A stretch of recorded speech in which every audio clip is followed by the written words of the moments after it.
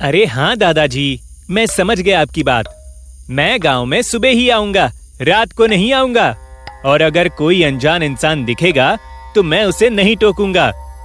कितनी बार आप एक ही बात समझाते रहते हैं। चलिए अब मैं फोन रखता हूँ, क्योंकि निकलने की तैयारी कर रहा हूँ। अतुल एक 25 साल का खूबसूरत नौजवान था। वो अपने इंडिविजुअल फैमिली के साथ शहर में रह रहा था, लेकिन उसका अपने गांव और गांव के पुश्तैनी मकान से कुछ खास लगाव था। इसी वजह से जब भी उसे मौका मिलता वो अपने गांव जाता और घूमकर वापस आ जाता। अतुल आज करीब 3 साल बाद अपने गांव जा रहा था, जहां वो हाल ही में फैले एक दहशत से पूरी तरह अनजान था। आज पूर्णिमा का दिन था। सुबह के 7 बजे ही अतुल ने ट्रेन पकड़ ली थी और तकरीबन शाम के 5 बजे अतुल पहुंच गया अपने जिला राजगढ़। यहां से उसका गांव करीब 5 किलोमीटर दूर था। अतुल स्टेशन पर उतरता है और बाहर निकलकर अपने गांव जाने के लिए सवारी की तलाश करता है, लेकिन वो ये देखकर हैरान रह जाता है कि वहां मौजूद एक भी सवारी राजगढ़ जिले के किसी भी गांव में जाने को तैयार नहीं थे। तभी अतुल एक टांगे वाले से बात करता है। अरे ओ भाई, सुनो जरा, ये तुम लोग गांव में जाने को क्यों तैयार नहीं हो? कोई भूत प्रेत है क्या वहां? अरे कहां से आए हो भाई? क्या तुम्हें राजगढ़ के उन 14 गांव में फैले दहशत के बारे में नहीं मालूम है? तुम ये क्या बातों को गोल गोल घुमा रहे हो? साफ साफ बताओ ना, बात क्या है? अरे भाई साहब, इस वक्त तो उस किस्से का जिक्र करने से भी डर लगता है। बस इतना समझ लो, आज पूर्णिमा की रात है। वो सभी गांव अंदर से कब्रिस्तान के समान है, जिसकी जमीन पर एक कदम रखने मात्र से तुम्हारी मौत की रफ्तार तेज हो जाएगी।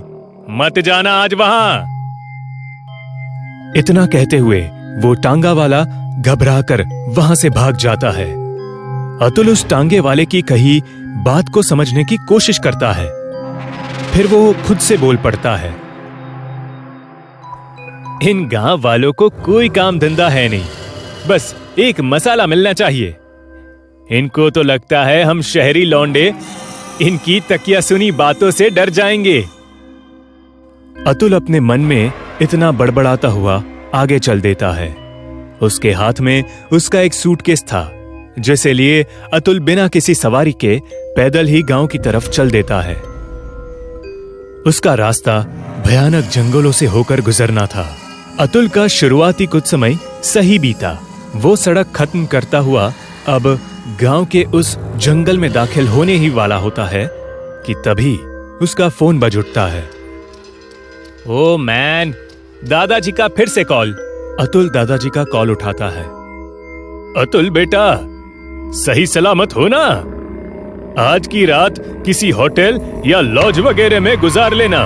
गांव आने की गुस्ताखी मत करना, क्योंकि गांव में एक बहुत ही खतरनाक चुड़ैल भटकती है, जो आकर्षक मर्दों को। दादाजी ने अभी इतना कहा ही था कि अतुल का फोन बैटरी लो होने की वजह से बंद पड़ जाता है। दादाजी क्या कहने की कोशिश कर रहे होंगे?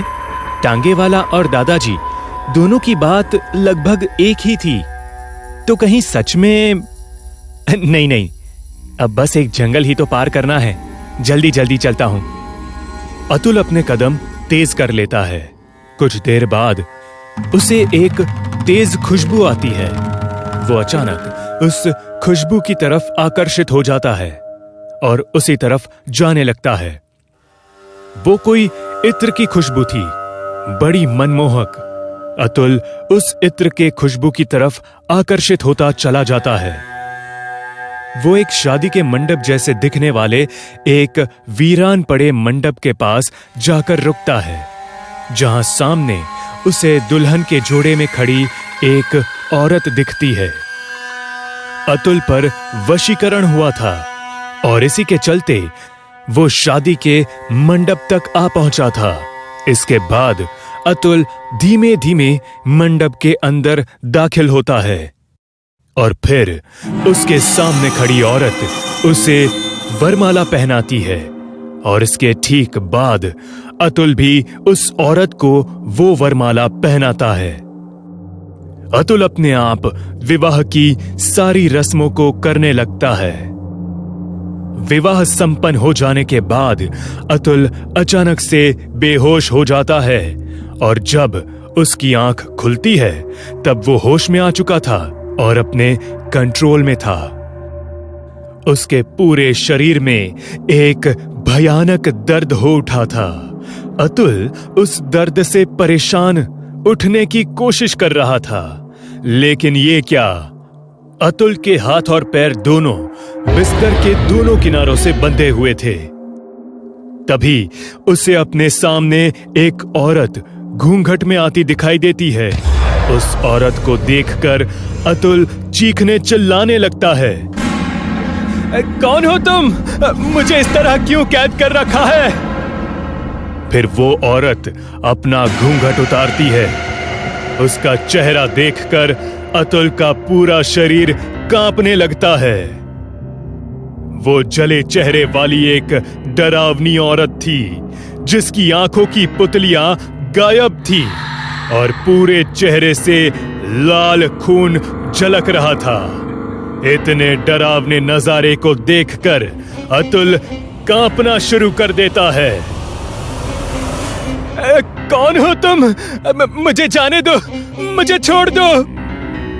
वो औरत अतुल के करीब आती है और फिर उससे एक भारी आवाज में कहती है, मैंने तुझसे शादी कर तुझे यहाँ ले आई, लेकिन मुझे मालूम पड़ गया कि तू मेरा पति नहीं है, इसलिए अब तुझे मरना होगा।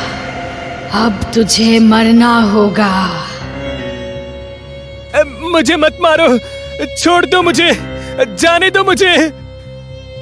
अतुल उस डायन से रहम की भीख मांगता रहा, लेकिन रहम इंसानों में होता है, डायन और पिशाचों में नहीं। अतुल के ठीक बगल में रखी खंजर हवा में अपने आप उठती है और वो खंजर अतुल के सिर से आर पार हो जाती है, जिससे अतुल तड़प तड़प कर मौत की नींद सो जाता है। अतुल का भी मृत शरीर गांव के उसी चौराहे पर मिलता है जहां उस विधवा डायन से शिकार हुए लोगों के मृत शरीर मिले थे। अतुल की लाश के बगल में कुछ लोग इकट्ठा हुए थे और तभी अतुल के दादाजी वहां पहुंचते हैं और उसकी लाश को देखकर रोने लगते हैं। अरे, मैंने मना किया था, गांव में सूर्यास्त के बाद मत आना, वो अभागन डायन जान ले लेगी। मैं आगे कुछ बताता कि तभी फोन कट गया। हे भगवान, ये सब क्या हो गया? इस विधवा डायन की कहानी बहुत अलग थी। गांव वालों के मुताबिक ऐसी डायन सिर्फ मर्दों का शिकार करती है, और वो भी उन मर्दों का जो जवान है और शादी के लायक है। विधवा डायन की दास्तां ये बयां करती है कि 2 साल पहले उसकी शादी हुई थी। शादी के तकरीबन 1 महीने बाद तेज बिजली के झटके लगने की वजह से उसके पति की मौत हो गई। शादी के 1 महीने बाद ही वो विधवा हो गई। बस इसी शोक में उसने खुद की जान ले ली। लेकिन कुछ लोग ये भी बताते हैं कि उसने खुदकुशी नहीं की, बल्कि गांव के ही कुछ वहशी दरिंदों ने उसके पति के ना होने की मजबूरी की वजह से उसे घेर लिया और उसका बलात्कार कर उसे मौत के घाट उतार दिया। अब आखिर में इस घटना का क्या सच है, ये तो किसी को ठीक से नहीं पता, लेकिन लोगों के मुताबिक उस औरत के मरते ही उसने एक विधवा डायन के रूप में जन्म लिया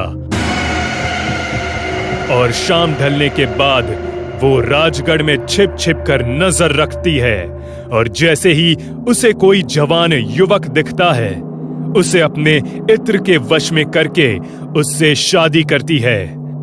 और जब उसे पता चलता है कि वो उसका पति नहीं है तो उसे जान से मार देती है।